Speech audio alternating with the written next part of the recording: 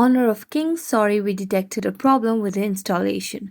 Hello everyone, welcome to this channel. I'm Emily and I'm here to help you out today. So without any delay, let's get started. So first of all, make sure that you have a stable Wi-Fi connection on your device, and if not your Wi-Fi connection, you can switch to cellular data as well. Then afterwards, go to the Play Store and on the search bar, just search for Honor of Kings. So just make sure that you have the latest version of the application on your device. So as you can see, it only says play option is available. So which means that the app is updated to its latest version on my device.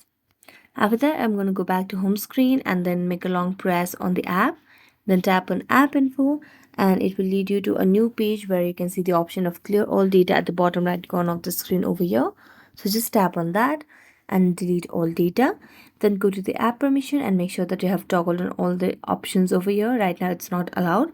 So you just have to go to every option and tap on allow. And you just have to do that for all of these options. After that, the problem might be fixed. So thank you so much for watching this video. See you next time.